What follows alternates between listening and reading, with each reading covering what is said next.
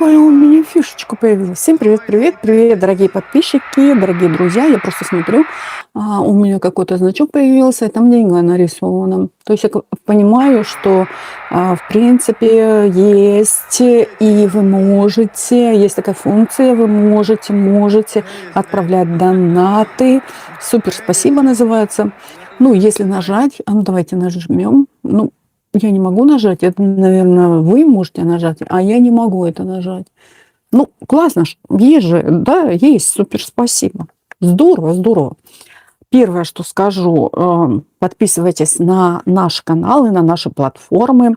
Потом я запускаю свои мерчи, хочу сказать, продукция, различная продукция. Так что следите, на этом канале есть магазин, можете зайти посмотреть. Еще я есть на платформе Etsy, вы можете прийти туда и также заказать расклад. Там представлено несколько вариантов. Ну, вы можете, в общем, на любую тему, любой вопрос. Да, конечно, я общаюсь на русском языке, но вы можете расклад заказывать на любом языке. Доступен перевод. Так что милости просим, дорогие подписчики и друзья.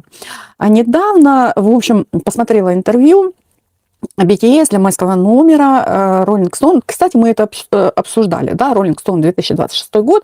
Хочу спокойно по порядку рассказать, о чем там говорили парни. Много этому солят, а особенно тема, знаете, там вот именно Чонгука и Чимина. И, в общем, как бы особо на этом акцентируют внимание. Остальное, вообще, за остальное даже не говорят, что, чем там делятся ребята, какой информацией. Они там рассказывают о себе, в общем, делятся чем-то своим сокровенным личным, а также касаемо, что деятельности группы BTS. Но всех зацепила ситуация Тэхёна и Чимина, поэтому это очень актуально сейчас в соцсетях. В общем, это обсуждают с разных сторон, это подают блогеры. В общем, вот так. Везде, и в ТикТоке, на всех платформах этому солят, только это интересует. Ну, я вам расскажу, о чем вообще было интервью. Сначала, не сначала, вообще это очень важная тема, как их сказать, номер один. Чимин и Хосок. Ну, и как бы, знаете, вообще, много такого, как они теперь будут после этого общаться? Что это за дружба, да? Тэхён там отомстит. Ну, вообще, если в это вникать, там, миллионы комментариев, понятно, в общем, разные фразы, разные слова, в общем, и так далее. Номер один. Номер два – это песня Seven. И вопрос про песню Seven к Чонгуку. Все помнят, что там был довольно смелый текст с ругательством. Ну, там было пару версий, в общем, песни, но есть ругательство. Чимин сразу сказал, он совсем взрослый. Тэхён спросил, какие там слова. Вот на это именно обращают внимание, особенно вигукеры. Тэхён спросил, какие там слова. Чонгук, ми... И как бы Тэхён здесь поворачивается, естественно, к Чонгуку. Он спрашивает, какие там слова. А Чонгук, так подают, в общем, да, очень томно, мягким голосом, да, чуть ли не там вообще любовь я сисяй, и отвечает. Чонгук привел пример. Я буду любить тебя всю неделю. То есть между ними такой был диалог. Какие там слова? Он вроде бы не знает, да? Я выгрузила коротенький шортик у себя на этом канале, и я акцентировала свое внимание, что Чонгук говорил о том, кто первый услышал эту песню. Конечно, Тэхён, да? Записывали вместе. Так вот, какие там слова? Тэхён спросил, обращаясь к Чонгуку. А Чонгук привел пример. Я буду любить тебя всю неделю. Намджон уточнил сразу детали. И Чонгук объяснил, что изначально было ругательство. Интервью вы можете посмотреть, и у нас есть, оно размещено в телеграм-канале. Так что, кто не подписался, подписывайтесь, там есть интервью, их диалог. И Намджон уточнил деталь. А Чонгук объяснил, что изначально было ругательство, а более мягкая версия «люблю тебя» появилась позже. Вот так. Тэхён прямо спросил, разве это не...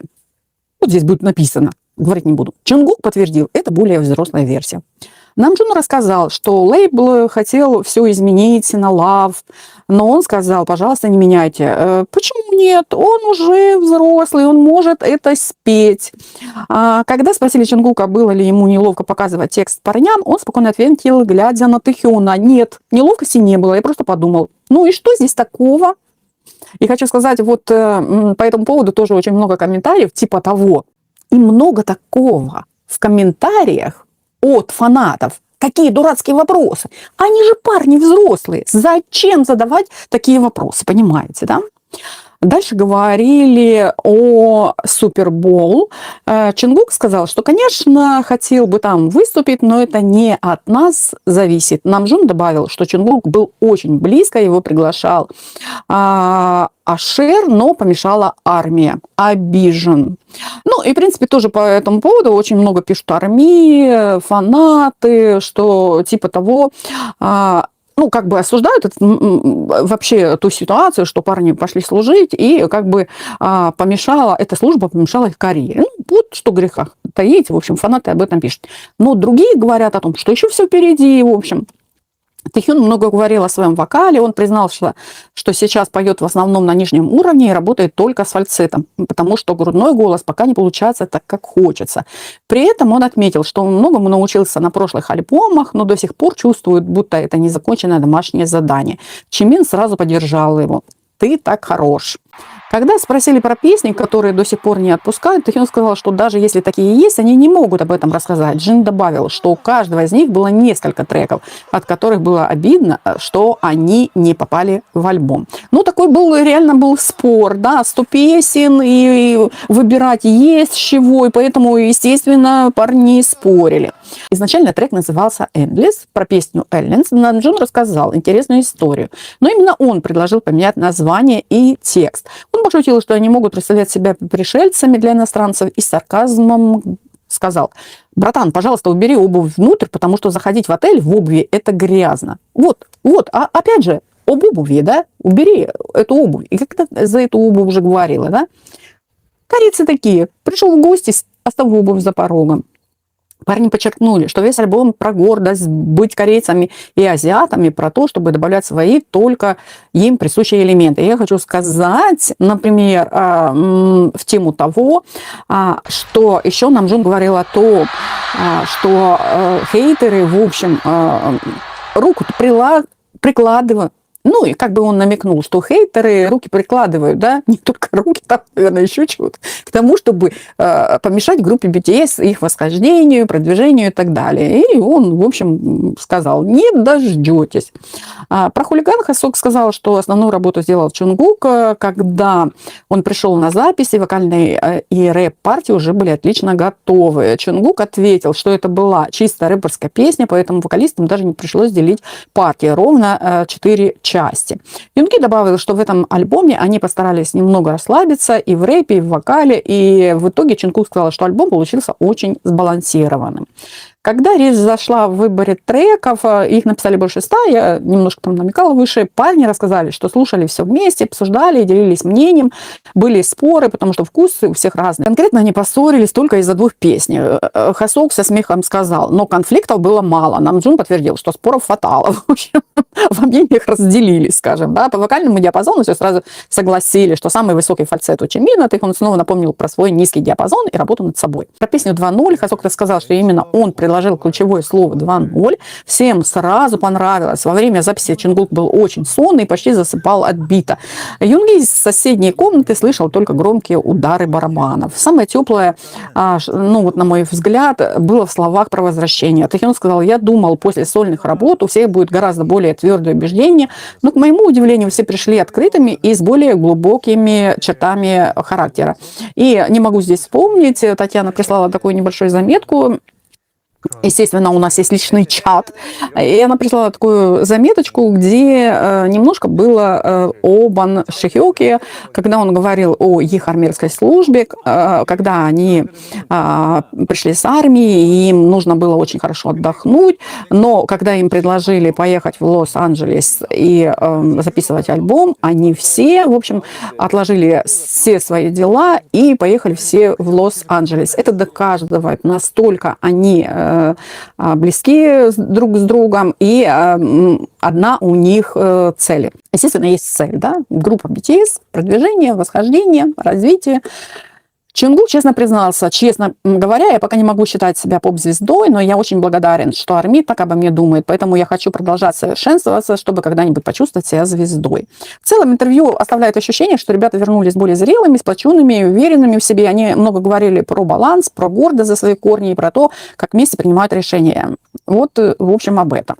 Ну, естественно, какие-то моменты взяты, я об этом вначале говорила, и, естественно, все трактуют по-разному, поэтому кто что смотрит, да, одни смотрят, где, например, пишется, что Чимин и Тэхюн враги навеки, в общем, где кто-то говорит, да, шутка, это шутка, если бы были какие-то проблемы, это бы вырезали, никто бы это не дал, вот, и как бы в этом они сами не видят никакой проблемы, это нормально, в общем, для них, да, и вот вспомним, Наджун сказал: братан, пожалуйста, убери обувь внутрь, потому что заходить в отель в обуви – это грязно. То есть важный момент такой, парни подчеркнули, что весь альбом про гордость быть корейцами и азиатами, и про то, чтобы добавлять свои только им присущие элементы. И запомните это, да. Ну, не знаю, возьмете вы что-то полезное из того, что я вам сказала, или нет.